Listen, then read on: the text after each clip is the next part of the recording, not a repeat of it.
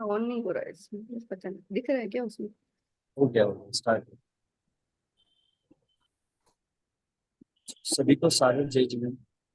आप सभी का स्वागत है जम्बूद्वीप आज 5वें रूहानी कक्षा की फिफ्थ सीरीज।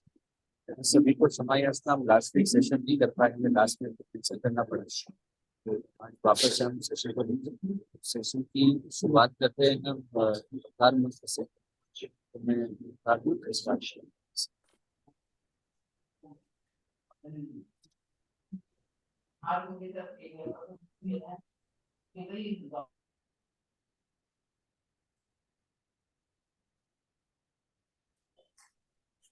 सावधान, एकाग्रता, तन्मयता, अपने आप को मंगलमय अनुभव करते हुए नमो अरहंताणम, नमो सिद्धाणम, नमो आयरियाणम, नमो उवज्झायाणम, नमो लोए सव्वसाहूणम, एषो पंचनमोक्कारो सव्वपावपणासनो मंगलाणं च सब्बेशिं पढ़मं हवइ मंगलम।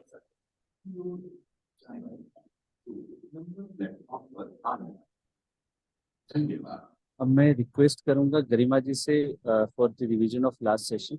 गरिमा जी।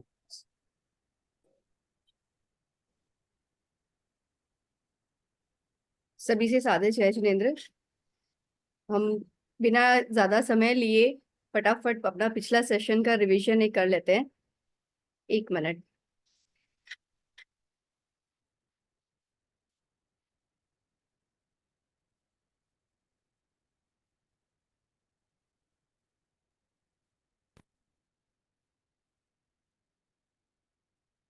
स्क्रीन मेरी दिख रही है ना?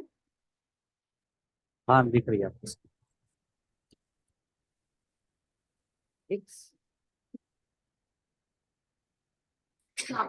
पिछले सेशन में हमने कर्म भूमियों के बारे में जाना था। कर्म भूमि, अकर्म भूमि, वैताड्य पर्वत और चक्रवर्तियों के बारे में। तो जानते हैं कर्म भूमि क्या होती है। वह है जहाँ असी मसी कृषि आदि का व्यवहार होता है। यहाँ सभी शलाका पुरुष यानी तीर्थंकर, चक्रवर्ती इत्यादि जन्म लेते हैं। जम्बूद्वीप में 3 कर्म भूमियां बताई गई हैं: भरत, ऐरवत, महाविदय क्षेत्र। अकर्म भूमि वह है जहां पर असी मसी कृषि आदि का व्यवहार नहीं होता है। 6 प्रकार की अकर्म भूमियां जम्बूद्वीप में बताई गई हैं: हेमवय, हिरण्यवय, हरिवय, रम्यकवय, देवकुरु, उत्तर कुरु। वैताड्य पर्वत की ओर बढ़ते हैं, जिसे वैताड्य पर्वत भी कहा जाता है। वैताड्य पर्वत भरत क्षेत्र को दक्षिणार्ध भरत तथा उत्तरार्ध भरत नामक 2 भागों में विभक्त करता हुआ स्थित है। यह पर्वत भरत क्षेत्र के मध्य पूर्व से पश्चिम तक 10,000 योजन से कुछ अधिक लंबा, उत्तर दक्षिण में 50 योजन चौड़ा, 25 योजन ऊंचा और 6.25 योजन जमीन में गहरा है। जानते हैं चक्रवर्ती के बारे में हमने जाना था रंजना जी से। 4 अंत वाली भूमि के स्वामी को चक्रवर्ती कहते हैं। ये संपूर्ण भरत क्षेत्र के स्वामी होते हैं। तीनों ओर समुद्र तक और उत्तर में हिमवान पर्वत तक इनका विस्तीर्ण शासन होता है। 32,000 मुकुटबद्ध राजा सिर झुकाकर इनकी आज्ञा को स्वीकार करते हैं। चक्रवर्ती के 14 रत्न होते हैं, जिनमें से 7 एकेंद्रीय और 7 पंचेंद्रीय रत्न होते हैं। जानते हैं 7 एकेंद्रीय और 7 पंचेंद्रीय रत्नों के बारे। जिस जिस जाति को जो जो श्रेष्ठ वस्तु होती है उसे रत्न कहा जाता है, ये हम जानते हैं इसे। चक्रवर्ती के 14 रत्न होते हैं। चक्रवर्ती को 6 खंडों पर विजय प्राप्त करने में ये अत्यंत सहायक होते हैं। वह रत्न है चक्र रत्न, छत्र रत्न, दंड रत्न, खड़ग रत्न, मणि रत्न, काकिणी रत्न, चर्म रत्न, सोनापति रत्न, गाथापति रत्न, वर्धिक रत्न, पुरोहित रत्न, स्त्री रत्न, अश्व रत्न और अंतिम है हस्ती रत्न। चक्रवर्ती को 9 निधियां प्राप्त होती हैं। चक्रवर्ती की माता 14 स्वप्न भी देखती हैं, जैसे हम ये जानते आए हैं हमेशा से। भरत क्षेत्र के प्रत्येक अवसर्पणी एवं उत्सर्पणी काल में 24 तीर्थंकर, 12 चक्रवर्ती, 9 बलदेव, 9 वासुदेव तथा 9 प्रति वासुदेव होते हैं। इसी प्रकार ऐरवत क्षेत्र में भी चक्रवर्ती होते हैं। महाविदेह क्षेत्र की विजयों में भी जघन्य 4 और उत्कृष्ट 28 चक्रवर्ती होते हैं। चक्रवर्ती की जो 9 निधियां हैं वह इस प्रकार हैं: नैसर्प निधि, पांडुप निधि, पिंगल निधि, सर्व रत्न निधि, महापद्म निधि, काल निधि, महाकाल निधि, माणवक निधि एवं शंख निधि। धन्यवाद। मैं चाहूंगी रंजना जी से वो अनम्यूट करें और आज का सेशन स्टार्ट करें हमारा, जो कि काफी इंफॉर्मेटिव होने वाला है आज का भी। जय जिनेंद्र रंजना जी। जी जय जिनेंद्र।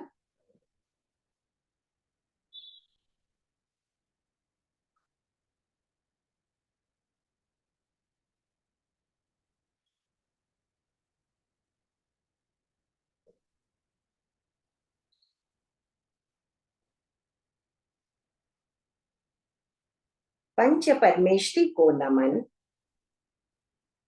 वंदे गुरुवरम। सभी से सादर जय जिनेंद्र।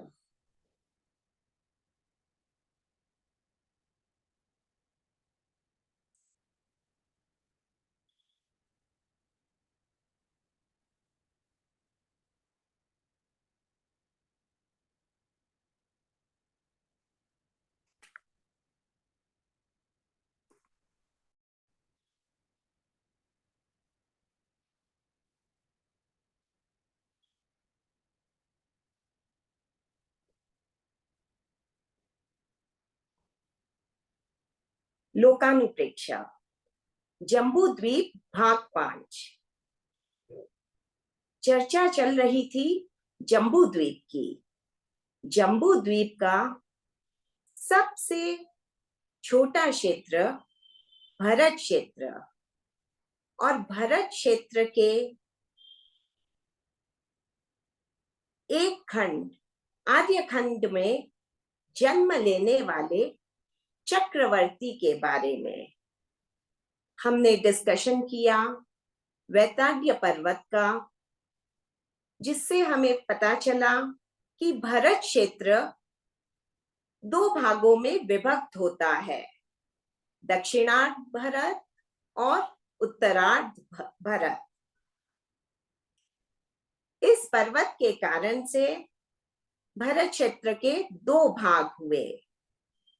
हिमवान पर्वत से, जहां पद्मद्रय है, वहां से 2 नदियों का उद्गम होता है और वे भरत क्षेत्र से बहती हुई लवण समुद्र में जाकर मिल जाती हैं, जिसके कारण से इन 2 भागों को और आगे विभक्त कर दिया जाता है, हो जाता है, नेचुरल प्रोसेस है, और इससे 6 खंड हो जाते हैं भरत क्षेत्र के। इन 6 खंडों पे जो राज करता है उसे चक्रवर्ती कहा जाता है। 4 अंत वाली भूमि पे राज करने वाला चक्रवर्ती कहलाता है। तो आज हम देखते हैं कि यह 4 अंत कहाँ कहाँ होते हैं, कैसे 6 खंडों पे चक्रवर्ती विजय प्राप्त करता है। हम सब ने सुना है कि इस अवसर्पिणी काल में 12 चक्रवर्ती हुए थे। उनमें से जो पहले चक्रवर्ती थे उनका नाम था भरत चक्रवर्ती। आज हम चक्रवर्ती की विजय यात्रा समझने की कोशिश करते हैं with the example of Bharat Chakravarti की जो विजय यात्रा थी उसे विस्तृत देखेंगे तो उससे हमें समझ में आएगा कि सभी चक्रवर्ती किस प्रकार से इन 6 खंडों को जीतते हैं, इन पे विजय प्राप्त करते हैं।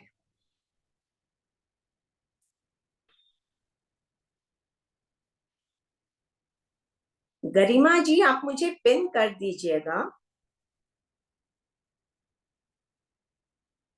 चक्रवर्ती को पिन किया हुआ है। ओके। चक्रवर्ती भरत की विजय यात्रा। आपका वीडियो शायद ऑफ है।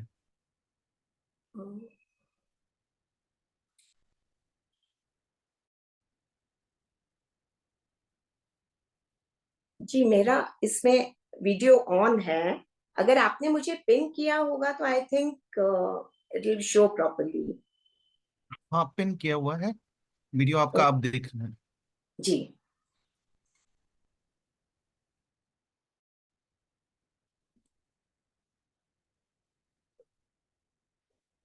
चक्रवर्ती भरत की विजय यात्रा। जिस दिन भगवान ऋषभ देव को केवल ज्ञान हुआ उसी दिन भरत की आयुधशाला में चक्र रत्न उत्पन्न हुआ। यह समाचार सुनकर राजा भरत ने मुकुट के अतिरिक्त अन्य सारे पहने हुए आभूषण आयुधशाला के रक्षक को पुरस्कार रूप प्रदान किया।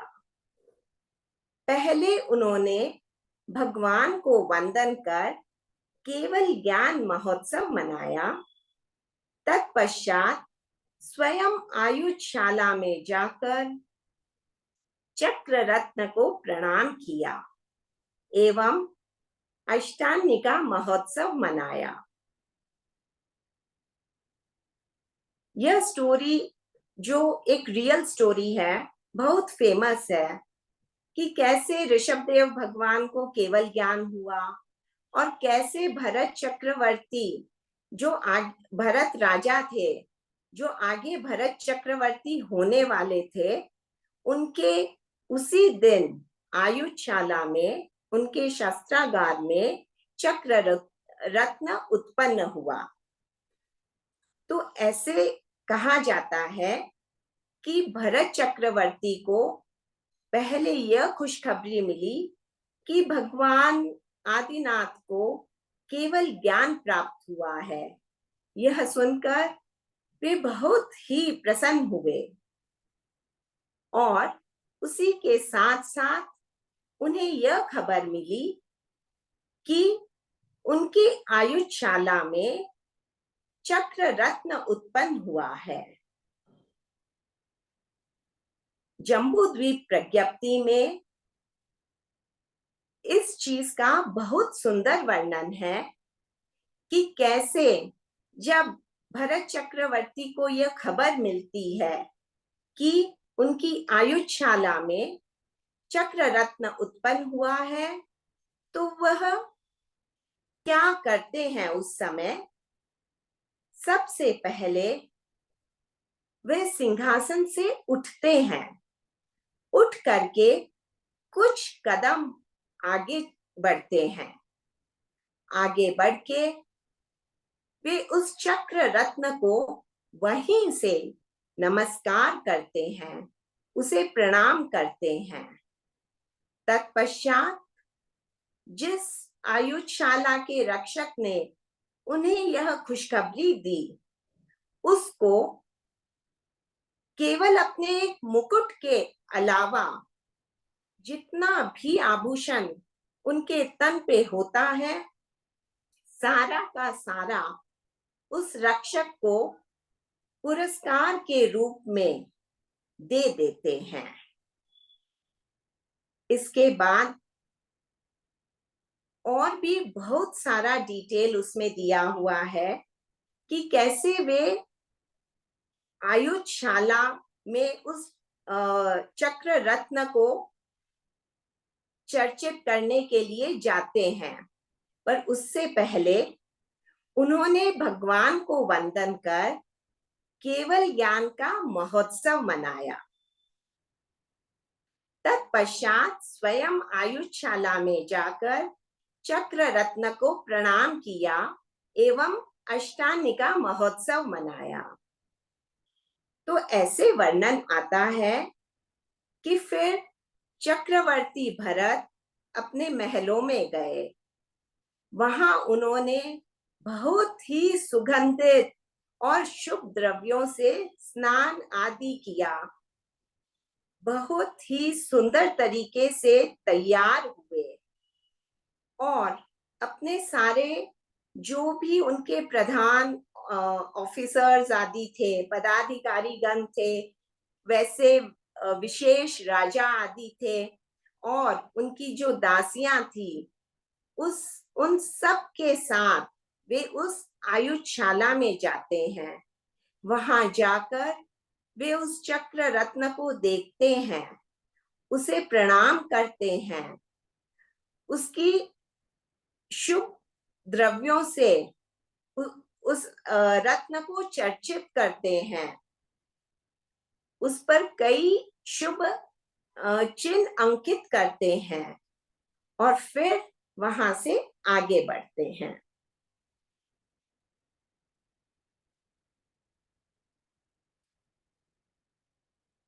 इसके बाद 8 दिनों का महोत्सव मनाया जाता है, जिसमें अनेकों पूजा पाठ आदि भी किए जाते हैं।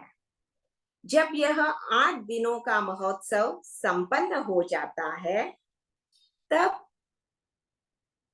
भरत उस चक्र रत्न का अनुसरण करते हुए आगे बढ़ते हैं। तो आइए देखते हैं वे कहां कहां कैसे जाते हैं। 1000 देवों से सुसेवित चक्र रत्न आकाश मार्ग से चलकर विनीता नगरी के मध्य भाग में होता हुआ गंगा के दक्षिणी तट से मागध तीर्थ की ओर बढ़ा। चक्र रत्न द्वारा प्रदर्शित मार्ग का भरत चक्रवर्ती ने अपनी सेना सहित अनुगमन किया। मध्यवर्ती राज्यों को जीतते हुए मागध तीर्थ के किनारे पहुंचे। वहां अपना पड़ाव डाला। वर्धकी रत्न ने सब आवास व्यवस्थाएं कर दी। भरत ने पौषधशाला में तेले का तप किया, फिर लवण समुद्र की ओर प्रस्थान किया। रथ के पहिए भीगे उतनी गहराई तक लवण समुद्र में प्रवेश करके राजा भरत ने नामांकित बाण छोड़ा। यह बाण 12 योजन दूर मागध तीर्थ के अधिष्ठायक देव के भवन में गिरा। पहले देव क्रुद्ध हुआ, पर भरत चक्रवर्ती का नाम पढ़कर वह उपहार लेकर पहुंचा।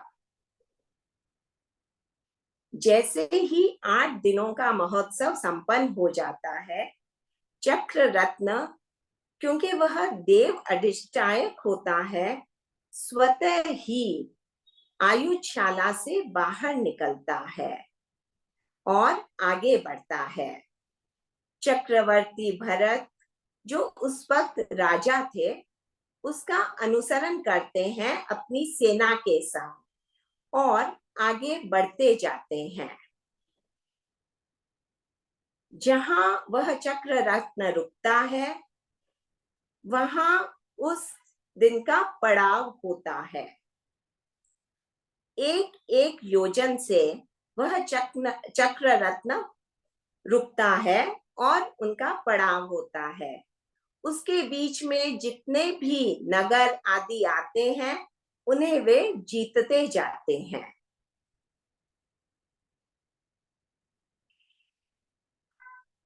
तो सबसे पहला जो तीर्थ है वह है मागध तीर्थ।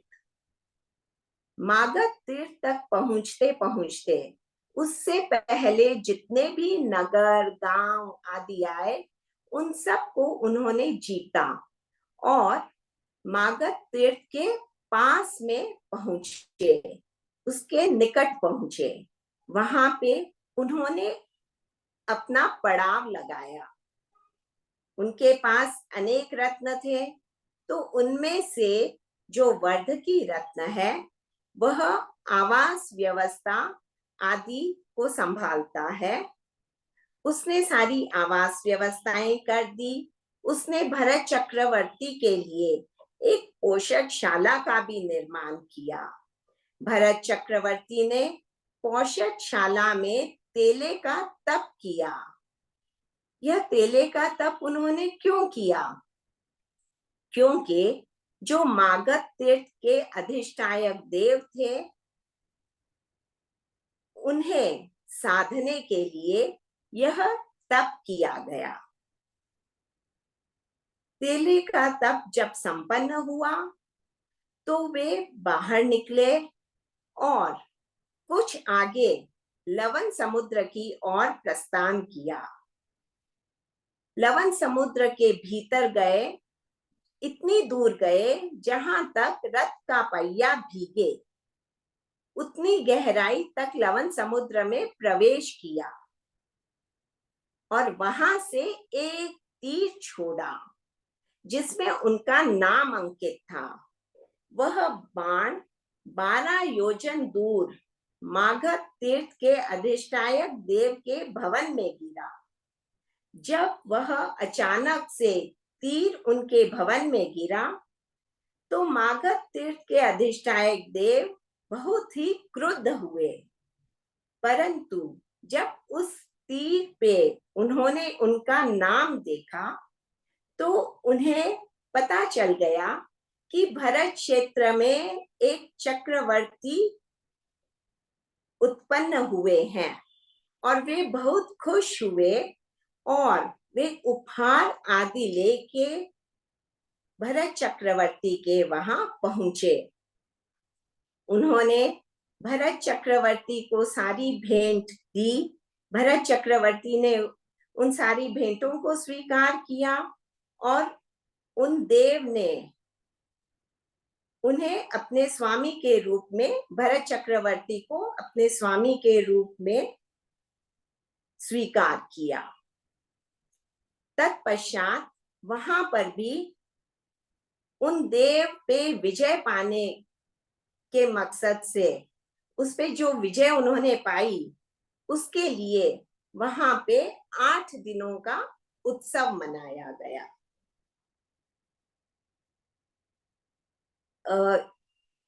भरत क्षेत्र के आर्यखंड में 3 तीर्थ माने जाते हैं। पहला तीर्थ है मागध तीर्थ, दूसरा वरदाम तीर्थ और तीसरा प्रभास तीर्थ। इस प्रकार से 3 तीर्थ है। इन्हें तीर्थ इसलिए कहा जाता है क्योंकि ये तट पे हैं, लवण समुद्र के किनारे है और इनके अधिष्ठायक देव हैं, इसलिए भी इन्हें तीर्थ कहा जाता है। भरत क्षेत्र में, आर्यखंड में 3 तीर्थ माने गए हैं। इसी प्रकार ऐरवत क्षेत्र में भी इन्हीं 3 नामों से 3 तीर्थ है और इसी प्रकार महाविदेश क्षेत्र में भी 32 विजयों में 3-3 तीर्थ हैं। उनके भी आर्यखंड में ये 3 तीर्थ हैं। तो 32 को यदि हम 3 से मल्टीप्लाई करें, 32 को 3 से गुणा करें तो वह 96 हो जाता है। और 3 भरत के और 3 ऐरवत क्षेत्र के 6 इन तीर्थों को भी अगर हम जोड़ दें तो जम्बू द्वीप में टोटल 102 तीर्थ स्थल होते हैं। इस प्रकार से जम्बू द्वीप में 102 तीर्थ हैं।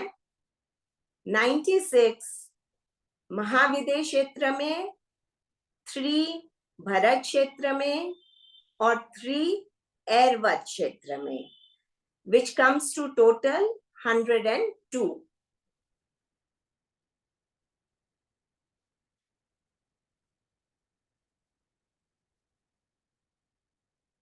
जैसे मागध तीर्थ का वर्णन मैंने आपको बताया, इसी प्रकार से मागध तीर्थ पे विजय प्राप्त करने के बाद भरत चक्रवर्ती चक्र रत्न का अनुगमन करते करते आगे बढ़ते हैं और दूसरे तीर्थ वरदाम तीर्थ पे विजय प्राप्त करते हैं। वहां भी वे वरदाम तीर्थ कुमार देव को साधने के लिए तेला करते हैं, उन्हें अपने अधीन करते हैं। वैसे ही लवण समुद्र में जाके 12 योजन दूर उनके भवन में तीर डालते हैं और उसके बाद वहां वरदाम तीर्थ कुमार उनके पास आता है भेंट आदि लेके और उन्हें अपने शासक के रूप में स्वीकार करता है। तत्पश्चात वे तीसरे तीर्थ प्रभास तीर्थ जाते हैं, वहां के देव की भी आराधना करते हैं और उन्हें भी साधते हैं। इसके बाद वे सिंधु देवी, जो सिंधु नदी है उसकी जो अधिष्ठायक देवी है सिंधु देवी, उन्हें भी तेला करके साधते हैं। फिर वे और आगे बढ़ते हैं, चक्र रत्न का अनुगमन करते करते जहां वह चक्र रत्न मुड़ता है वहीं चक्रवर्ती मुड़ जाते हैं अपनी सेना के सहित। तो सिंधु नदी के बाद फिर वह वैताड्य पर्वत की ओर आगे बढ़ते हैं। वैताड्य पर्वत के जो अधिष्ठायक देव हैं वैताड्य गिरि कुमार, उन्हें साधने के लिए पुनः वह एक तेला करते हैं। तत्पश्चात उस वैताड्य पर्वत के नीचे जो गुफा है तमिश्रा गुफा, उसके अधिष्ठायक देव कृतमाल देव को अपने अधीन करने के लिए भरत सम्राट पुनः एक तेला करते हैं और उन्हें भी जीतते हैं।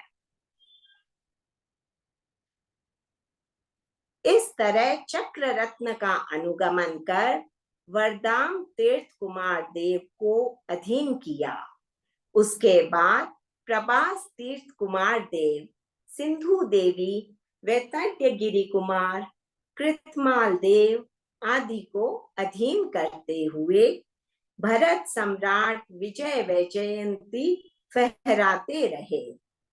फिर चक्रवर्ती अपने सेनापति को सिंधु महानदी के पश्चिम में विद्यमान भरत क्षेत्र के कोणवर्ती द्वितीय खंड को अधिकृत करने को आदेश देते हैं।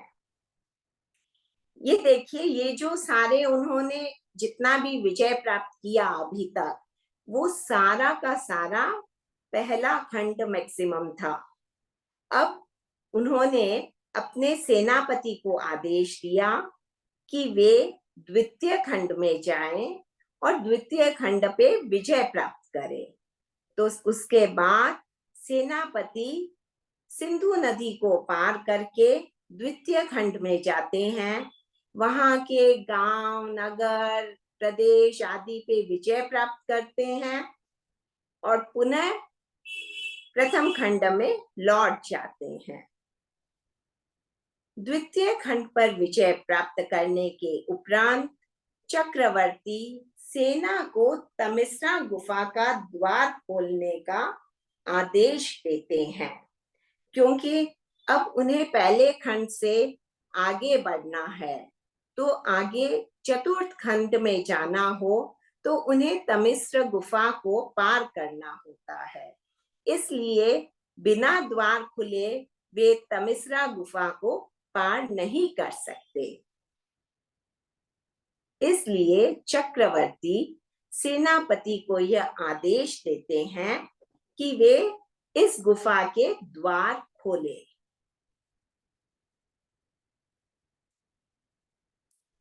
देखिए, इस इमेज में मैं आपको समझाने की कोशिश करती हूँ कि ये सारे तीर्थ स्थान कहाँ हैं।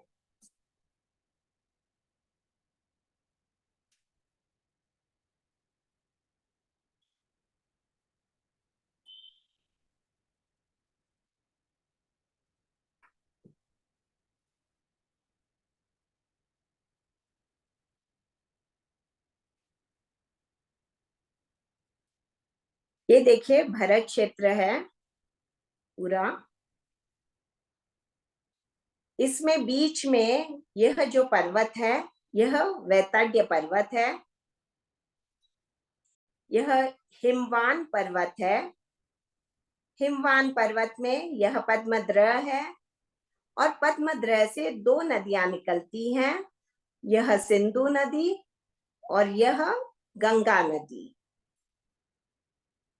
अब वैतड्य पर्वत के कारण से भरत क्षेत्र दो भागों में बंट गया, दक्षिणार्ध भरत और यह उत्तरार्ध भरत।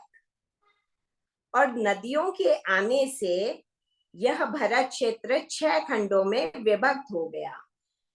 यह पहला खंड, यह दूसरा खंड, यह तीसरा खंड, यह चौथा खंड, यह पांचवा खंड और यह छठा खंड। चक्रवर्ती इस प्रथम आर्य खंड में जन्म लेते हैं। यह एक खंड आर्य खंड है, बाकी के यह 5 खंड मलेच्छ खंड है। इस आर्य खंड में भरत चक्रवर्ती की राजधानी का नाम था विनीता नगरी। विनीता नगरी आप समझिए इस तरह से इस प्रथम खंड के बीच में है। यहां से चक्र रत्न पूर्व के द्वार से निकलता है और भरत चक्रवर्ती अपनी विजय यात्रा प्रारंभ करते हैं। यहां से सबसे पहले मागध तीर्थ, यह पूर्व के साइड है, यहाँ पे इस लवण समुद्र के काफी करीब है। उसके बाद दूसरा तीर्थ वरदाम तीर्थ और फिर तीसरा तीर्थ प्रभास तीर्थ। वहां से इन तीनों तीर्थों को जीतने के बाद यहाँ के देवों को तेले से आराधना करने के बाद, उन पे विजय प्राप्त करने के बाद वे इस सिंधु नदी की जो अधिष्ठायक देवी हैं उन्हें साधते हैं। उसके बाद वे यहाँ आगे वैतड्य पर्वत के अधिष्ठायक देव को साधते हैं। तत्पश्चात इस गुफा के अधिष्ठायक देव कृतमाल देव उन्हें साधते हैं।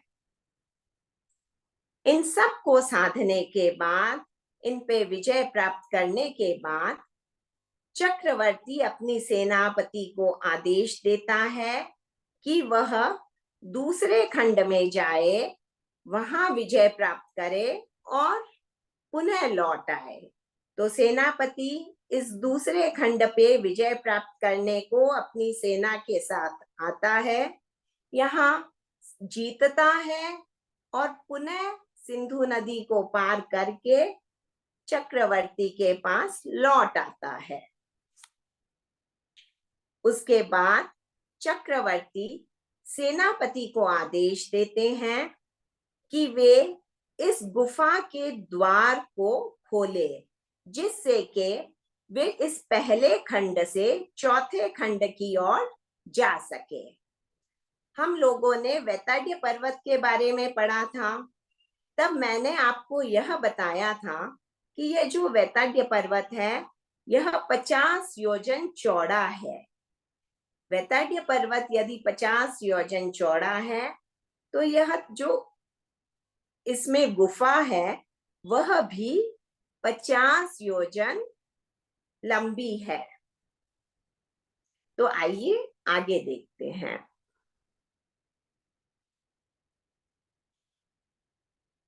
प्रथम खंड से चौथे खंड में जाने के लिए वैतड्य पर्वत की 50 योजन लंबी तमिस्रा नामक गुफा का द्वार चक्रवर्ती की आज्ञा से सेनापति रत्न दंड रत्न से 3 बार प्रहार करके खोलता है।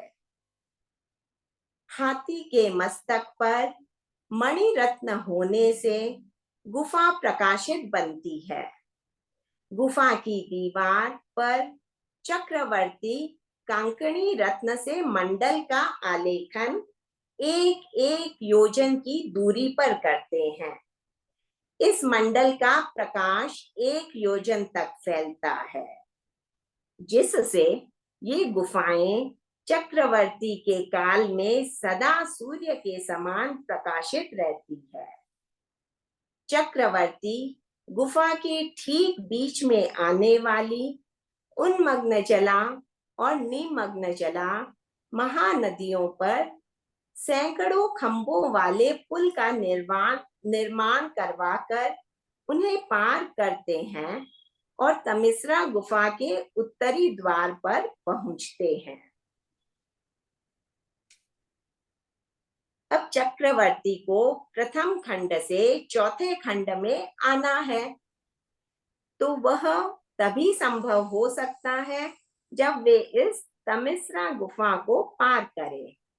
इसलिए वे सेनापति को आदेश देते हैं कि सेनापति उसके द्वार खोले, क्योंकि चक्रवर्ती ने ऑलरेडी उनके अधिष्ठायक देव को साध लिया है, जिनका नाम कृतमाल है।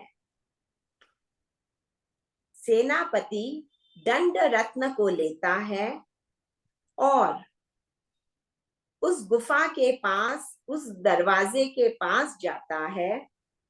कुछ कदम उस दंड रत्न को हाथ में लेके पीछे जाता है और फिर फुल फोर्स से उस दरवाजे को उस दंड रत्न से मारता है।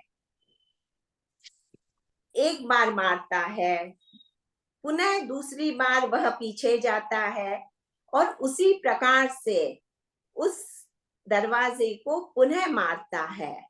और जब वह तीसरी बार पीछे जाके उस दरवाजे को जोर से मारता है तो वे दरवाजे बहुत ही भयंकर आवाज करते हुए, खरखराहट करते हुए खुल जाते हैं।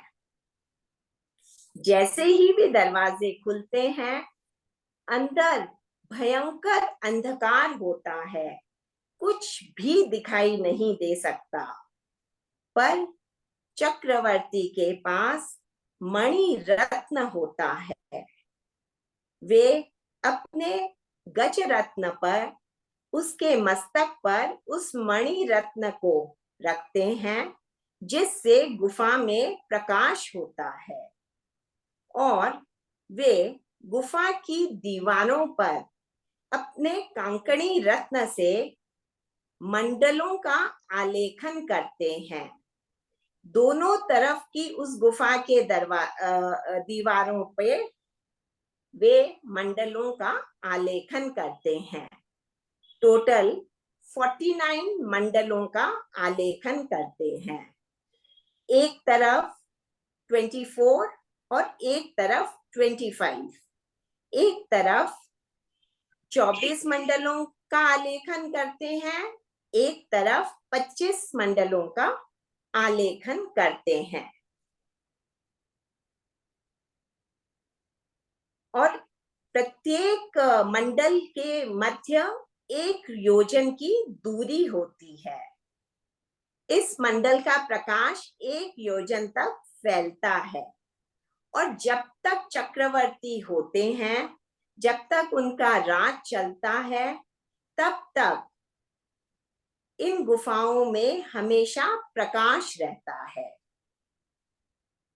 चक्रवर्ती गुफा के जो बीच में 2 नदियां मैंने आपको पहले बताई थी, उन्मग्न जला और निमग्न जला, इन दोनों को भी उन्हें अपनी सेना सहित पार करना होता है।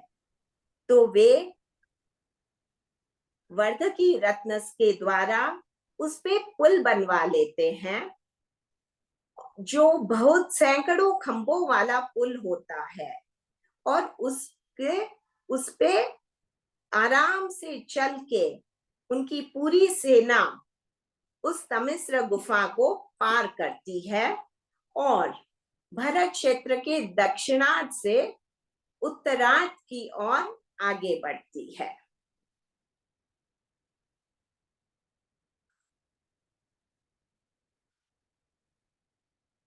वहां से चौथे खंड में जाकर चक्रवर्ती मलेच्छों के साथ भयंकर युद्ध में विजय प्राप्त करते हैं।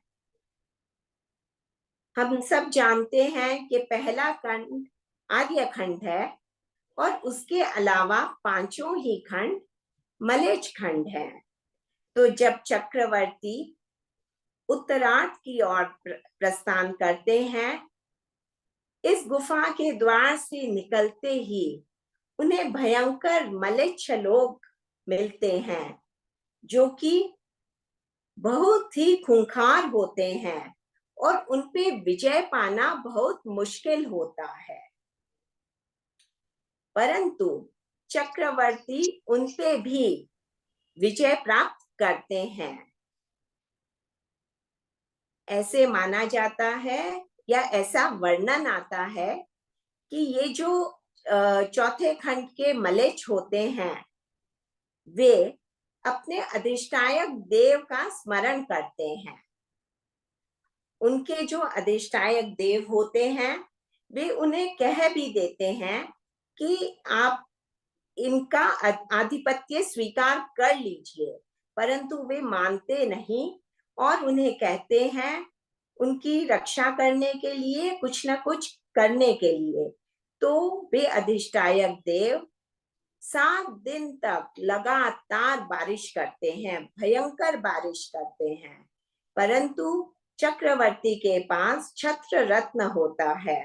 वे उससे अपनी पूरी सेना की रक्षा करते हैं और फिर जब वह बारिश नहीं रुकती है, तो चक्रवर्ती के मन में आता है कि यह कहीं कोई देव प्रकोप आदि तो नहीं है।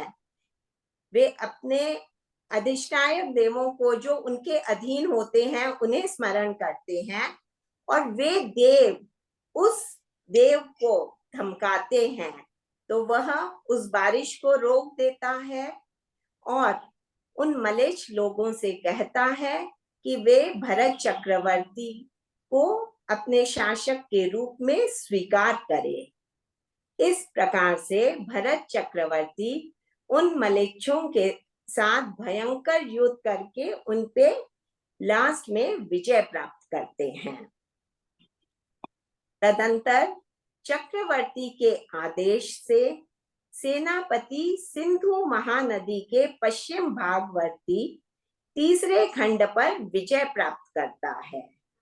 इसके बाद चक्रवर्ती सिंधु नदी को, चक्रवर्ती के आदेश से सेनापति सिंधु नदी को पार करके जो अगला खंड है, तीसरा खंड, उस पे विजय प्राप्त करता है और वहां से विजय प्राप्त करके पुनः चौथे खंड में लौट आता है। तत्पश्चात तेले की तपस्या के साथ चुल हिमवान गिरी कुमार को वश में करते हैं एवं उसे उत्तर दिशा का सीमा रक्षक नियुक्त करते हैं। इसके बाद भरत चक्रवर्ती चुल हिमवान जो पर्वत है जहां पद्मद्रय भी है, उस पर्वत के अधिष्ठायक देव को वश में करने के लिए पुनः एक तेले की तपस्या करते हैं और चुल हिमवान गिरी कुमार को वश में करते हैं और उन्हें उत्तर दिशा की पूरी सुरक्षा का भार संभलवाते हैं। यहाँ से वे चतुर्थ खंड में स्थित ऋषभकूट पर्वत के पास आकर कांकणी रत्न से पर्वत पर अपना नामांकन करते हैं। हिमवान पर्वत के गिरी कुमार को वश में करने के बाद वे वापस इस तरफ नीचे की ओर लौटते हैं जहां ऋषभकूट पर्वत है। वहां आते हैं और अपना नाम अंकन करते हैं, उस पर्वत पे अपना नाम लिखते हैं। जब भरत चक्रवर्ती उस पे अपना नाम लिखवाते हैं तो उन्हें वहां कोई स्थान नहीं मिलता जहां वे अपना नाम लिख सके। उन्हें पहले के चक्रवर्ती का नाम हटाना पड़ता है और फिर उन्हें अपना नाम वहां लिखना पड़ता है। उस समय उन्हें बहुत ही दुख होता है कि वह कैसे अपने से पहले वाले चक्रवर्ती का नाम हटा के अपना नाम लिखे, और उन्हें यह भी उस समय महसूस होता है कि कोई ना कोई आगे भावी चक्रवर्ती मेरा भी नाम इसी प्रकार से हटाएगा और अपना नाम यहाँ अंकित करेगा।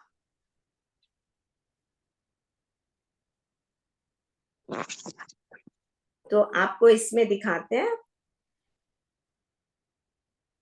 यह तमिश्र गुफा है। तमिश्र गुफा को पार करके चक्रवर्ती यहाँ चौथे खंड में आते हैं। चौथे खंड में भयंकर युद्ध होता है मलेच्छों के द्वारा, उन पे विजय प्राप्त करते हैं। फिर सेनापति को आदेश देते हैं कि वे जाके इस खंड को जीते। तो सेनापति सिंधु नदी को पार करके इस खंड पर विजय प्राप्त करता है और पुनः चक्रवर्ती के पास लौट आता है। वहां से वे आगे बढ़ते हैं पद्मद्रय की महाहिमवान पर्वत की ओर।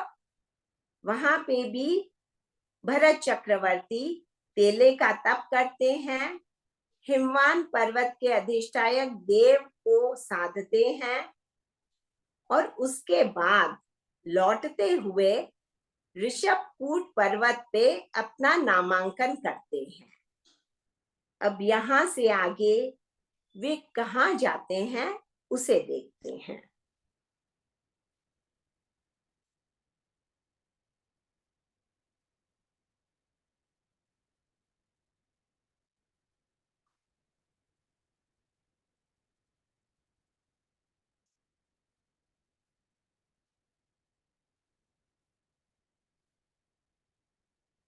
वहां से दक्षिण दिशा में वैताड्य पर्वत की उत्तर दिशावर्ती तलहटी के पास सैन्य शिविर स्थापित कर विद्याधर राजाओं को साधने के लिए तेला करते हैं।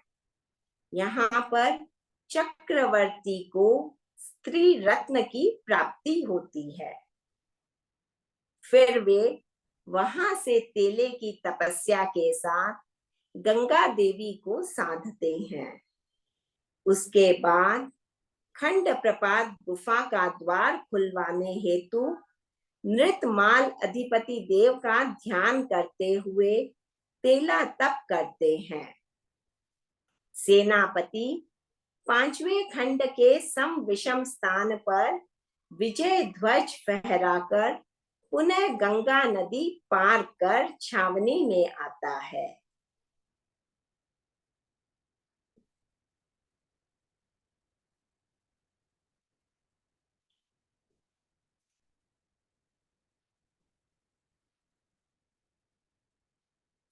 अब यहाँ पर ऋषभकूट पर्वत पे चक्रवर्ती नामांकन करके आगे बढ़ते हैं, वैताड्य पर्वत की तलहटी में आते हैं और वहां पे पुनः तेला तप करते हैं।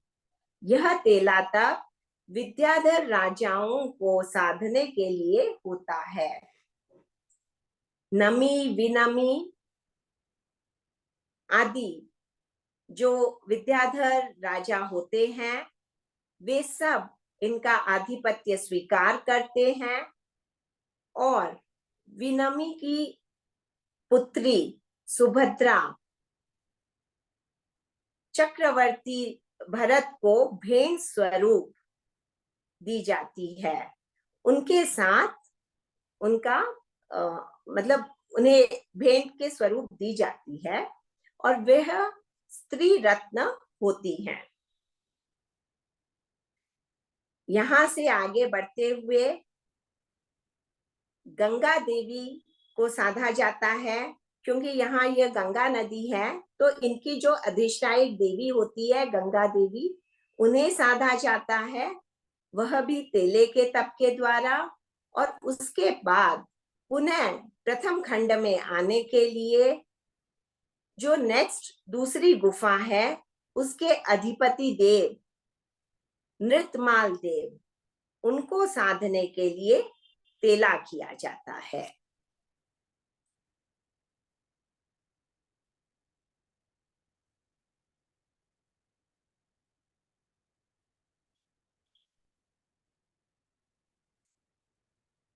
इसके बीच सेनापति को जब नृतमाल देव को साध लिया जाता है, उसके बाद सेनापति को आदेश दिया जाता है कि वह पांचवें खंड को जीत के आए।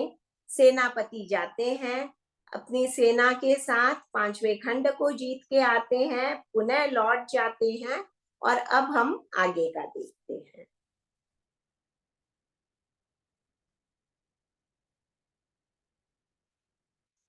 खंड प्रपाता नामक वैताड्य पर्वत की दूसरी गुफा के द्वार खोलकर पुनः प्रथम खंड में आते हैं। इस गुफा में भी मंडल का आलेखन करते हैं। वहां से गंगा महानदी के पश्चिमी तट पर 9 निधियों को उद्दिष्ट कर तेले का तप करते हैं। 9 निधियों की प्राप्ति के पश्चात वहां से चक्रवर्ती के आदेश से सेनापति रत्न भरत क्षेत्र के छठे खंड पर विजय वैजयंती फहराता है। अंत में भरत चक्रवर्ती तेले की तपस्या के साथ अपनी राजधानी विनीता में प्रवेश करते हैं।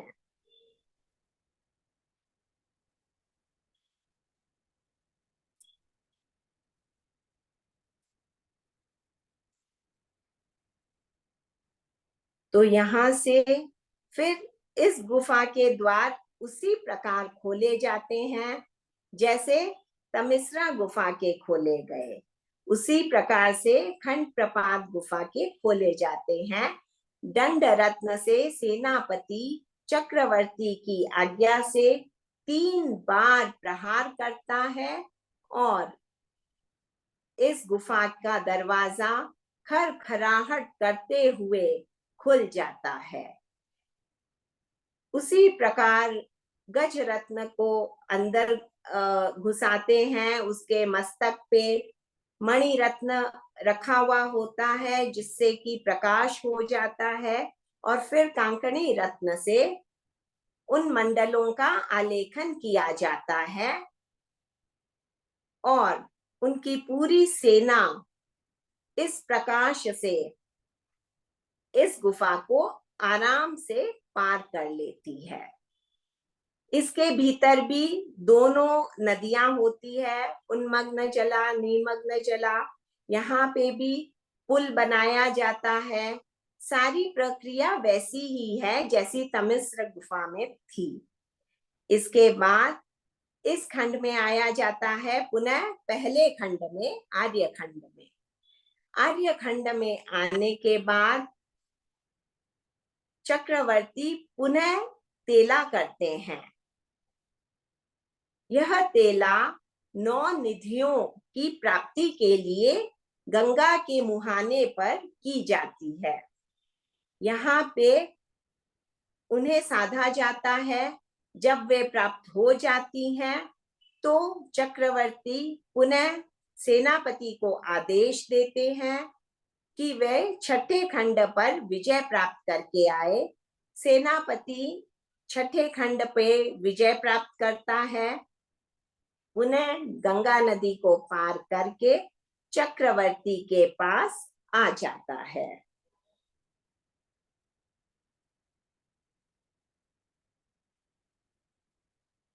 इसके बाद भरत चक्रवर्ती तेले की तपस्या के साथ अपनी राजधानी विनीता में पुनः प्रवेश करते हैं। भरत महाराज ने 60,000 वर्षों की अवधि में षटखंड पर विजय पताका फहराकर चक्र रत्न का अनुसरण करते हुए विनीता नगरी की ओर प्रस्थान किया।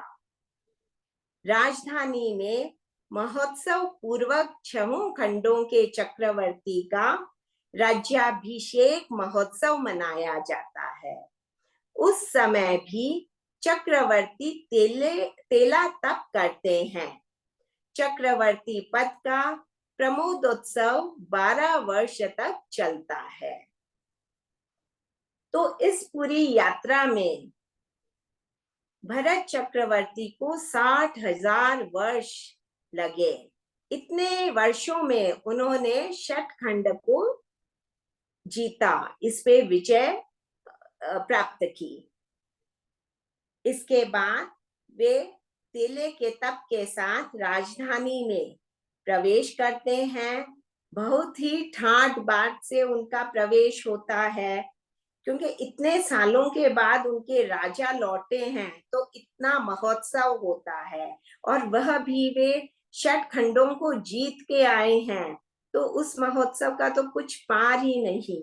सब बहुत बहुत खुश होते हैं। और फिर देवता, मनुष्य आदि सबके योग से उनका राज्याभिषेक महोत्सव मनाया जाता है।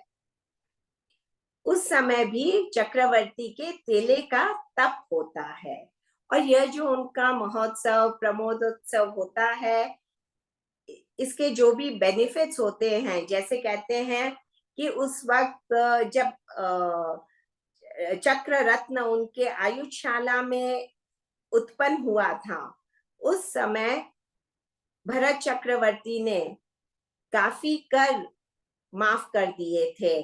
किसी के कोई लोन आदि है तो उन्हें भी माफ किए थे। किसी को भी कोई भी तरह से सरकारी कर्मचारी परेशान न करे, उनके घर में न घुसे आदि, ऐसे कई रूल्स किए थे। तो उसी प्रकार से इन 12 वर्षों में भी काफी आमोद प्रमोद होता मनाया जाता है, और इस तरह की काफी बेनिफिट्स जन को दी जाती है, प्रजा को दी जाती है। तो इस प्रकार से भरत चक्रवर्ती इन 6 खंडों पे अपना साम्राज्य चलाते हैं। इन्होंने जिन गुफाओं के द्वार खुलवाए थे, वे गुफाओं के द्वार खुले रहते हैं। जब तक चक्रवर्ती का साम्राज्य चलता है, लोग इधर से उधर जा पाते हैं। वे वहां दूसरे खंडों में जा भी सकते हैं, वहां का संभाल के पुनः लौट आते हैं। अब हम देखते हैं कि चक्रवर्ती के जो 13 तेले हैं वे कहाँ कहाँ हुए। तो सबसे पहले मागध तीर्थ के देव को साधने के लिए, दूसरा वरदाम तीर्थ का, तीसरा प्रभास तीर्थ का, चौथा सिंधु देवी को साधने के लिए, पांचवा वैताग्य गिरी कुमार देव को साधने के लिए, छठा तमिश्रा गुफा के देव का, सातवां चुल हिमवंत कुमार देव का, आठवां विद्याधरों को साधने के लिए, विद्याधर राजाओं को साधने के लिए, नौवां गंगा देवी का, दसवां खंड प्रपात गुफा के देव नृतमाल का, 11वां 9 निधियों को प्राप्त करने के लिए, 12वां राजधानी प्रवेश के समय और 13वां राज्याभिषेक के समय। दिग्विजय यात्रा में चक्रवर्ती 3 तीर्थ, 2 नदी की देवी, 2 गुफा के देव, 2 पर्वत के देव, 1 विद्याधर राजा, 1 नवनिधि, 1 राजधानी प्रवेश और 1 राज्याभिषेक के अवसर पर इस प्रकार कुल 13 तेले करते हैं।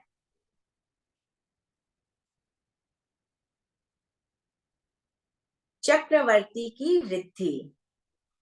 चक्रवर्ती के पास 14 रत्न, 9 निधियां, 16,000 देव उनकी सेवा में, हमेशा उनकी सेवा में होते हैं। 16,000 देव, 32,000 राजा उनके अधीन, 64,000 स्त्रियां, 84 लाख हाथी, 84 लाख घोड़े, 84 लाख रथ, 96 करोड़ पदाति सैनिक एवं 6 खंड के ये मालिक होते हैं।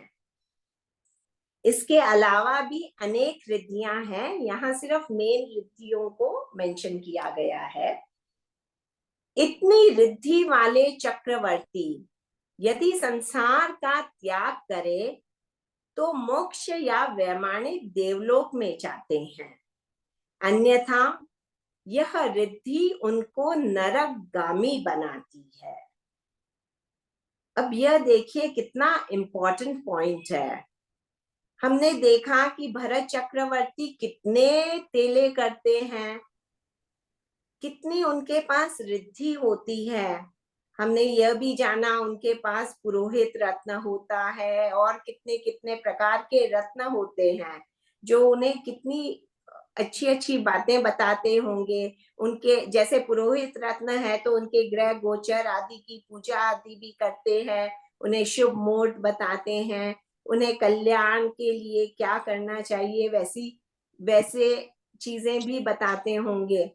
लेकिन फिर भी यदि वे दीक्षा ले तो मैं तो बोली बाबू घूम रही है समान चीजों पे कंचित के लिए, तभी मैं ढकी सारा चीज रख सकती। म्यूट कीजिए। तो इतनी रिद्धि वाले चक्रवर्ती भी यदि संसार का त्याग करे तो उन्हें मोक्ष या वैमानिक देवलोक प्राप्त होता है, परंतु अगर वे इन सारे संसारिक भोगों में लिप्त हो जाते हैं, इन रिद्धियों का, इन निधियों का और आदि ये सारी सुख सुविधाएं, स्त्री रत्न आदि इन्हें जो प्राप्त होते हैं, उन सब में यदि ये आसक्त हो जाते हैं तो ये सारी चीजें उनको नरकगामी बनाती है।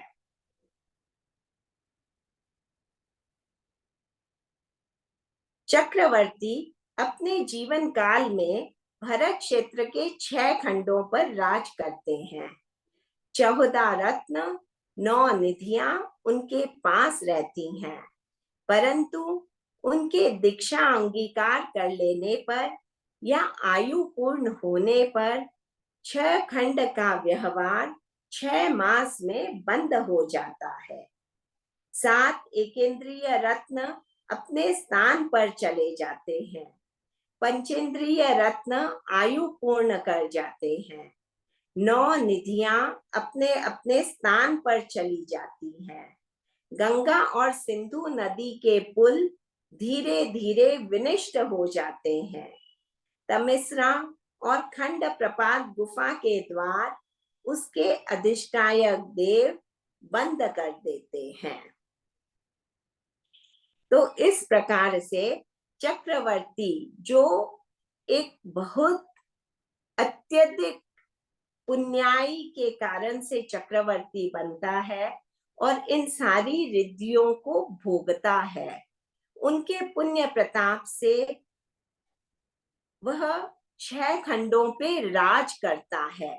लेकिन जैसे ही वे दीक्षा लेते हैं अथवा मृत्यु को प्राप्त होते हैं, ये सारी चीजें धीरे धीरे 6 महीनों के अंदर या तो समाप्त हो जाती है या अपने स्थान पे चली जाती है, या यह दरवाजे आदि बंद होके व्यवहार खत्म हो जाता है।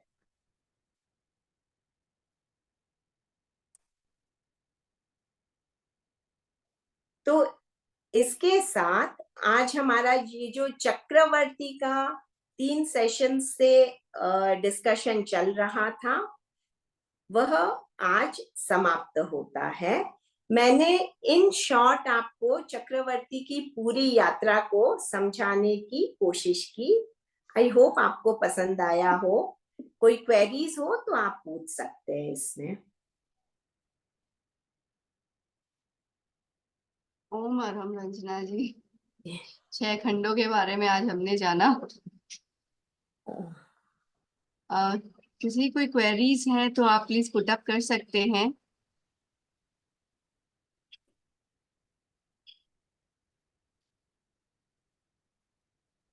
हैंड रेज कर सकते हैं आप।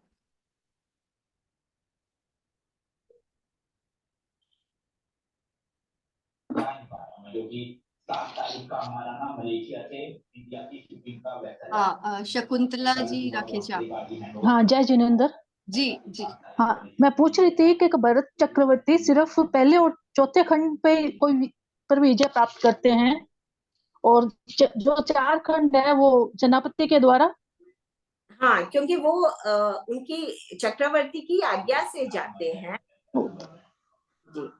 तो वो जितने भी 13 तेले करते हैं ना, वो प्रथम खंड और चतुर्थ खंड में ही करते हैं। वो 4 जो है, दूसरा, तीसरा, 5वां, 6ठा खंड, वो सेनापति ही सेनापति के जाके जीत के आता है। Okay, thank you. जी। पिंकी जी सलेचा हैं। पिंकी जी अपने आप को अनम्यूट करें। जय जिनेंद्र। जी, जय जिनेंद्र। गुफाओं में जो मंडल आलेखन होता है, वो मंडल आलेखन मतलब क्या होता है? मतलब वो कांकड़ी रत्न से कुछ इस टाइप का बनाते हैं। उन दीवारों पे मंडल कहते हैं, जो राउंड में होते हैं ना फिगर, उनको। तो उसके कारण से वह प्रकाशित रहता है। तो मतलब वो लाइट्स, ऐसे बोल सकते हैं अपनी लैंग्वेज में कि वो लाइट्स लगाते, एक एक योजन छोड़ के वो लाइट्स हाँ, लगा देते हैं। उस हिसाब से। जी ओके, थैंक जी। जैसे आजकल हम देखते हैं ना, टनल्स होती है, तो उनमें कुछ कुछ दूरी पे लाइट्स लगी हुई होती है, इसलिए अंदर में अंधेरा नहीं होता है। हम कार आदि में जाते हैं तो हम लोग हाँ हाँ। कई बार उसे क्रॉस करते हैं तो ये देखते हैं। तो उसी प्रकार से आप समझ लीजिए, कोई ऐसी चीज वो करते हैं जिससे जब तक वो होते हैं तब तक वहां प्रकाश रहता है। Okay, thank you. जी।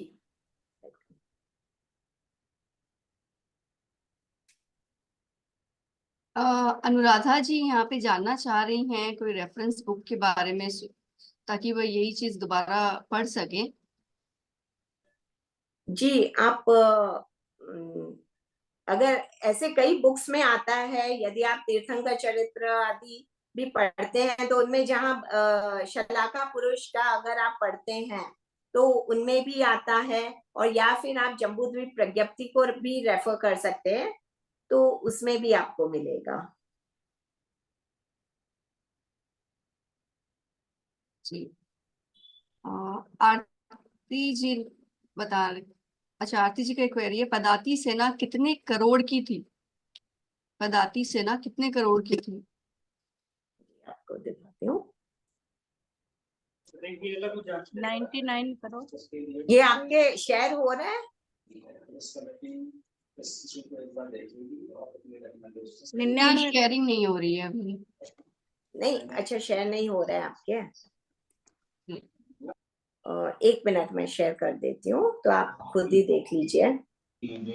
96 करोड़ की 96 96 करोड़। जी 96 की होती है। 1 मिनट में आपको शेयर कर देती हूँ। ये मैंने आपको बताया भी है। इसमें कई, जैसे कई चीजों में थोड़ा कई बुक्स में अगर आपको डिफरेंस भी मिले ना, तो आप उतना वो मत होइए।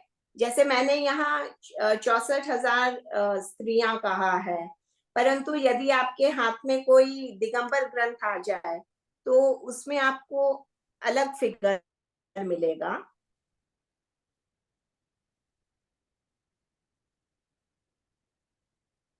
जी, तो इसमें देखिए, चक्रवर्ती के पास 14 रत्न, 9 निधियां, 16,000 देव उनकी सेवा में, 32,000 राजा उनके अधीन, 64,000 स्त्रियां, 84 लाख हाथी, 84 लाख घोड़े, 84 लाख रथ, 96 करोड़ पदाति सैनिक एवं 6 खंड के ये मालिक होते हैं।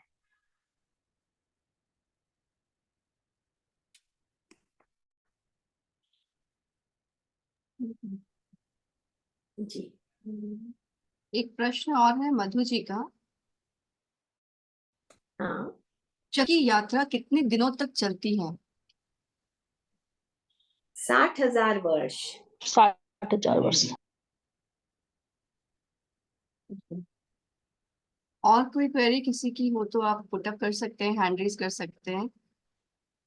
नहीं तो हम अपने आज के सेशन के अगले क्रम पे बढ़ते हैं फिर, जो कि सबको पता है अपना नेक्स्ट क्रम क्विज का होता है। रंजना जी एक हम आगे सवाल बढ़ेंगे। और था। जी एक सवाल और था। जी जी। चक्रवर्ती जो स्त्री रत्न को प्राप्त करता है, हमने उसका नाम श्री देवी पढ़ा था, आपने सुभद्रा या कुछ दूसरा बताया था। उसे ये वो श्री देवी ही कहा जाता है, उसे श्री देवी ही कहा जाता है। पर जैसे हर एक की जो स्त्री रत्न है उनके अलग अलग नाम भी हैं। तो जैसे भरत चक्रवर्ती की श्री देवी जो है, जो उनकी स्त्री रत्न है, उसका नाम सुभद्रा आता है। ओके, क्योंकि हमने जहाँ भी पढ़ा है तो खाली वो श्री देवी ही पढ़ा था ना, वही नहीं, अलग क्योंकि लगा हम था। जब आगमों को पढ़ते हैं ना, तब हमें पता चलता है कि हर एक के अश्व का, हर एक के गज का मतलब उनके भी नाम प्राप्त होते हैं। तो वैसे ही ये जो श्री देवी है, इनके भी क्या नाम है। तो इस कन्या का नाम सुभद्रा था। ओके, हाँ, तो आज के सेशन के अगले क्रम पे हम चलते हैं, जो कि हमारा अपना क्विज है। तो मैं आमंत्रित करना चाहूंगी राहुल जी को कि वो आज का क्विज स्टार्ट करें, और ये जान सके हम कि किन्होंने कितना अटेंड किया है, कितना कंसंट्रेशन के साथ, कितना ज्ञान आज उन्होंने लिया है यहाँ से रंजना जी से। जय राहुल जिनेन्द्र सभी को। एक और एक मिनट राहुल जी। मैं चाहूंगी हमारे जितने यहाँ पार्टिसिपेंट्स हैं, अगर पॉसिबल है तो प्लीज अपना वीडियो ऑन करें। एक क्विक पिक लेना चाह रहे थे हम, अगर आप वीडियो ऑन कर सकें अपनी तो प्लीज।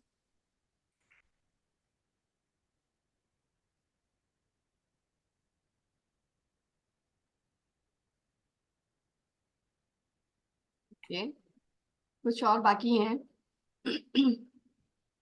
सुधा जी बड़ी मुस्कुरा रही हैं अच्छा लग रहा है देख के ओके,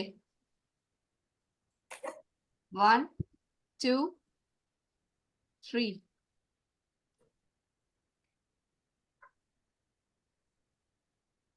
एक मिनट,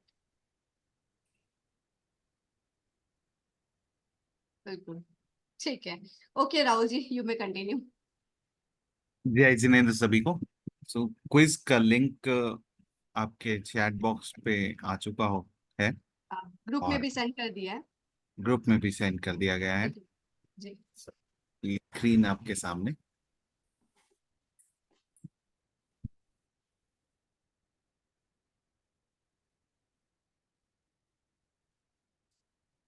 आप सभी अपना नाम और मोबाइल नंबर जरूर डालें। आज के सेशन में टोटल 10 रैपिड फायर क्वेश्चन है और 3 बोनस क्वेश्चन है। और आज जो हमने सीखा और कुछ क्वेश्चंस हमारे पुराने रिकैप हैं। सो डिफरेंट मार्किंग सिस्टम है क्रॉस, और फास्टेस्ट आंसर्स के साथ अच्छे मार्क्स जरूर मिलेंगे। 3 डिस्टिंक्टिव प्लेयर्स को हम रिकॉग्नाइज करेंगे। सो जितने भी डिस्टिंक्टिव प्लेयर्स रिकॉग्नाइज हुए हैं अब तक के सेशंस में और आज के सेशंस में, उन सब के प्राइजेस बहुत ही जल्द आप सभी के पास पहुंचेंगे। एंड एक क्वेरी चैट बॉक्स में भी आ रखी थी, जब तक सभी ज्वाइन कर रहे हैं, एक क्वेरी चैट बॉक्स में भी आ रखी थी कि हम ये सारी रिकॉर्डिंग जो कर रहे हैं वो कहाँ है, किस तरह से अवेलेबल रहेगी। सो ये यूट्यूब में अपलोड कर दी गई हैं। रिकॉर्ड सेशन 1 की, सेशन 2 की, सेशन 3 और 4 की एक कंबाइंड रिकॉर्डिंग कर दी गई है। नोट्स आपके पास ग्रुप में भेजे जा चुके हैं, उन सबको, सारे लिंक को हम फिर से प्रेषित कर देंगे। इस आज के सेशन की रिकॉर्डिंग के साथ हम फिर से प्रेषित कर देंगे ग्रुप में चारों सेशन की रिकॉर्डिंग्स को, ताकि आपको खोजने में दिक्कत ना हो। और हमारे साथ 17 पार्टिसिपेंट्स ने ज्वाइन कर लिया है, 27 पार्टिसिपेंट्स हैं अभी। सो मैं आशा करूंगा और कुछ पार्टिसिपेंट ज्वाइन कर लें एंड हम इस क्विज को स्टार्ट करें।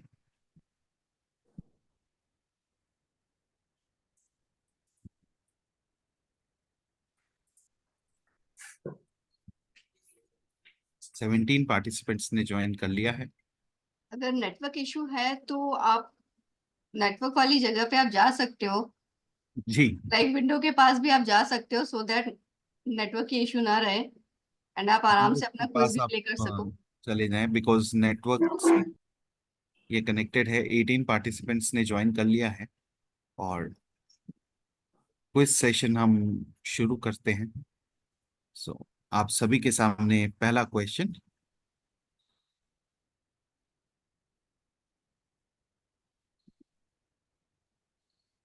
जम्बू द्वीप के भरत क्षेत्र में इस अवसर्पिणी काल में कितने चक्रवर्ती हुए हैं? 3, 7, 10, 12। जम्बू द्वीप के भरत क्षेत्र में इस अवसर्पिणी काल में 12 चक्रवर्ती हुए हैं। 13 पार्टिसिपेंट्स ने करेक्टली आंसर किया इसको। और अगला क्वेश्चन,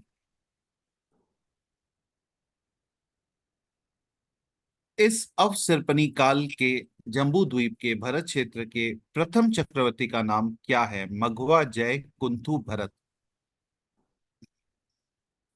भरत है प्रथम चक्रवर्ती का नाम इस अवसर्पिणी काल के जम्बू द्वीप के भरत क्षेत्र में। और सारे पार्टिसिपेंट्स ने करेक्टली आंसर किया इसको। ओम अरम सभी को। और अगला क्वेश्चन, जम्बू द्वीप के कुल कितने तीर्थ स्थल हैं? जम्बू द्वीप के कुल कितने तीर्थ स्थल हैं? 102, 151, 201, 501। सो जम्बू द्वीप में कुल 102 तीर्थ स्थल हैं। 7 पार्टिसिपेंट्स ने करेक्टली आंसर किया इसको। आप सभी से रिक्वेस्ट है, आंसर थोड़ा सा हम क्विक मोड में चल रहे हैं, सिर्फ 10 सेकेंड का टाइम है, आपको करेक्टली आंसर करना है उसी में। और क्वेश्चन में पढ़ता जाऊंगा, आपको आंसर इमीडिएटली करना है।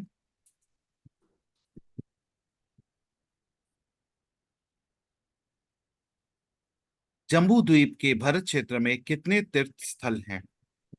आपको टाइप करना है, जम्बू द्वीप के भरत क्षेत्र में कितने तीर्थ स्थल हैं?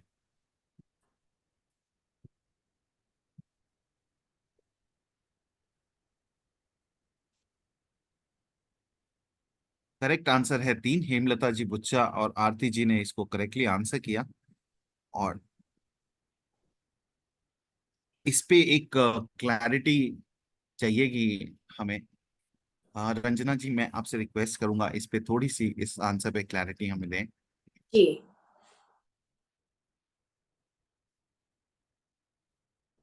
आपको सुनाई दे रहा है? जी ऑडिबल जी, हूँ? आवाज आ रही जी है। जी जी। जी, तो इसमें यह है कि जम्बू द्वीप में 3 तीर्थ स्थान है, माघर, वरदाम और प्रभास। जम्बू द्वीप में 3 तीर्थ स्थल हैं। जैसे जम्बू द्वीप में 3 तीर्थ स्थल हैं, उसी प्रकार से ऐरवत क्षेत्र में भी 3 तीर्थ स्थल हैं, तो 3 + 3 = 6।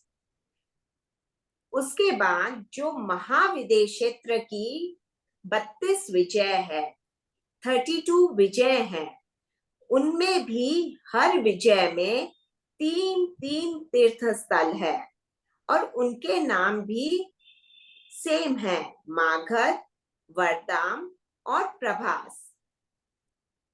So 3 × 32 = 96 plus 6, that comes to 102.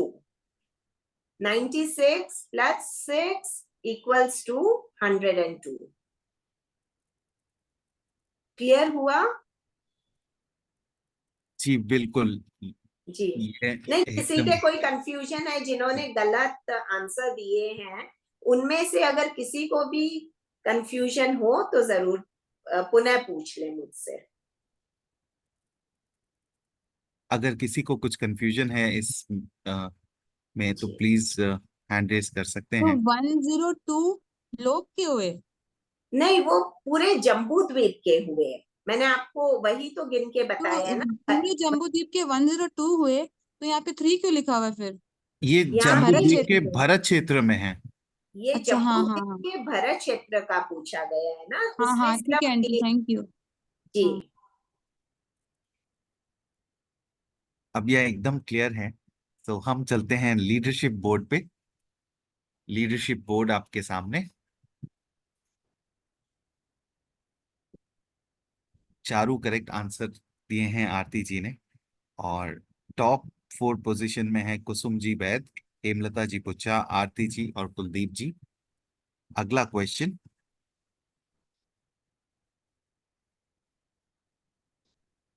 Bharatvarsh के किस खंड में मागध आदि 3 तीर्थ स्थल हैं? प्रथम खंड में, तृतीय खंड में, पंचम खंड में, चतुर्थ खंड में?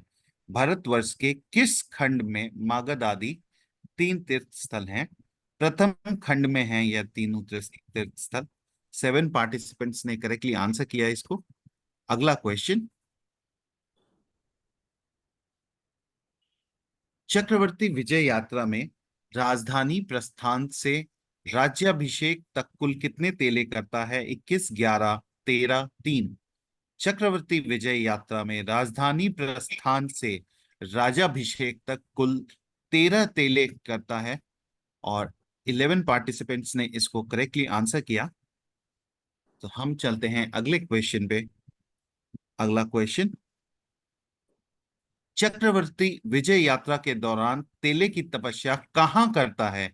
भोजनशाला, राजमहल में, पौषधशाला में, जिन मंदिर में? कहां पर चक्रवर्ती इन तेले की तपस्या को करता है? पौषधशाला में करेक्ट आंसर है। 11 पार्टिसिपेंट्स ने करेक्टली आंसर किया। चलते हैं अगले क्वेश्चन पर।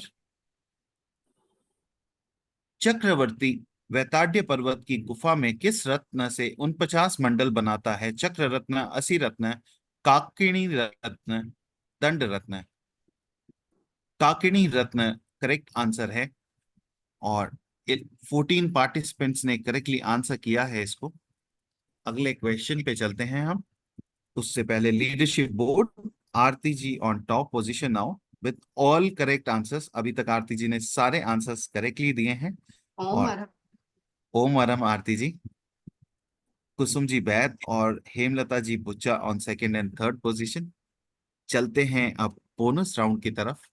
बोनस राउंड पिछले सेशंस के रिवीजन क्वेश्चंस पे आधारित होता है। तो पहला बोनस क्वेश्चन, इसमें टाइम कम रहेगा। भरत क्षेत्र के वैताड्य पर्वत के दक्षिणवर्ती विद्याधर श्रेणी में कितने विद्याधर नगर है? 14, 24, 10, 50? 50 करेक्ट आंसर है। 8 पार्टिसिपेंट्स ने करेक्टली आंसर किया इसको। लीडरशिप बोर्ड में कोई चेंजेस नहीं। आरती जी, कुसुम जी और Hemlata ji on top 3 positions. अगला क्वेश्चन फिर से 150 मार्क्स का क्वेश्चन। क्वेश्चन आपके सामने, भारत क्षेत्र के दीर्घ वैताड्य पर्वत के शिखर तल पर कितने कूट हैं? 6, 7, 8, 9? कितने कूट हैं शिखर तल पर? करेक्ट आंसर है 9।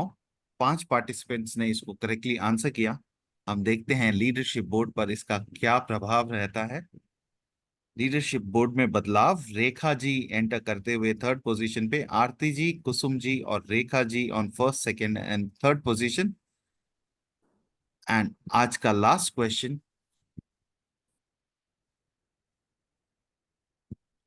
वासुदेव भारतवर्ष के कितने खंडों पर राज करता है? 2, 3, 4, 6। वासुदेव भारतवर्ष के कितने खंडों पर राज करता है? 2, 3, 4, 6। करेक्ट आंसर है 3। वासुदेव भारतवर्ष के 3 खंडों पर राज करता है। इससे पहले हम लीडरशिप बोर्ड पे चले। आप सभी को बहुत कब को बहुत बहुत साधुवाद, बहुत बहुत ओमरम आप सभी के लिए। आप सभी इस सेशन को बहुत ध्यान पूर्वक सुन रहे हैं। लीडरशिप बोर्ड आपके सामने। लीडरशिप बोर्ड में थोड़ा सा बदलाव, Aarti ji on top position with 728 points, Kusum ji और Hemlata ji on second and third positions. Aarti ji, आपने आज 11 के 11 क्वेश्चन करेक्टली आंसर किए, आपके लिए बहुत बड़ा ओमरम। ओम अरहम। ओम राम आरती जी।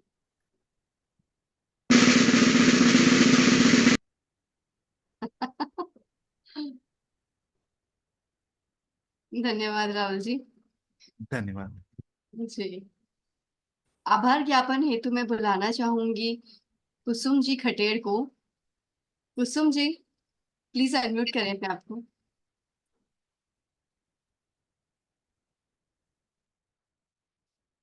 आराध्य की श्री चरणों में वंदन और सभी से मेरा सादर जय जिनेन्द्र। आवाज आ रही है सभी को? जी आ रही। आभार ज्ञापन की सुंदर परंपरा का निर्वहन करते हुए सबसे पहले मैं आभार ज्ञापन करना चाहूंगी टीपीएफ दिल्ली का, जिन्होंने लोकानुप्रेक्षा जैसा ज्ञानवर्धक कार्यक्रम सभी साधर्मिक श्रावकों के लिए आयोजित किया। तदुपरांत आभार ज्ञापन करना चाहूंगी रंजना जी गोठी का, जिन्होंने चक्रवृत्ति और 6 खंडों का इतना सुंदर वर्णन इतनी सरल भाषा में हम सभी के लिए किया। मैं आभार ज्ञापन करना चाहूंगी हमारी स्पिरिचुअल कन्वेनर गरिमा जी का, जिन्होंने इस प्रोग्राम के सुंदर समायोजन में पूरी निष्ठा से अपना आउटपुट दिया। सुंदर समायोजन के लिए रतन जी का और पूरी रुचि और मनोयोग से सुनने वाले समस्त धर्मानुरागी भाई बहनों का आभार, जिन्होंने आज के इस प्रयास को सफल बनाने में अपना योगदान दिया। और सबसे अंत में आभार ज्ञापन करूंगी राहुल जी का, जिन्होंने क्विज के माध्यम से पूरे प्रोग्राम का एक निचोड़ निकाल दिया कि कौन कितने ध्यान से सुन रहा है। ओम धन्यवाद कुसुम। धन्यवाद। बहुत बहुत साधुवाद अंजना जी।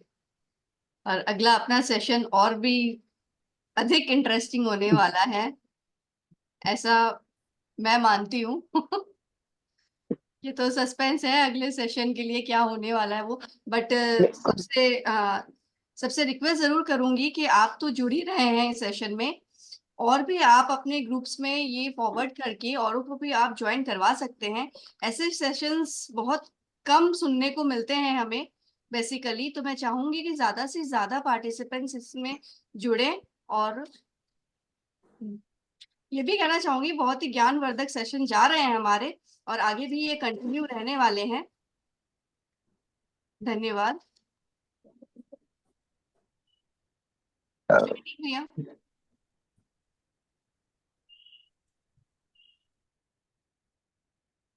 आप सभी की अनुमति से इस मीटिंग को हम यहाँ पे एंड करते हैं।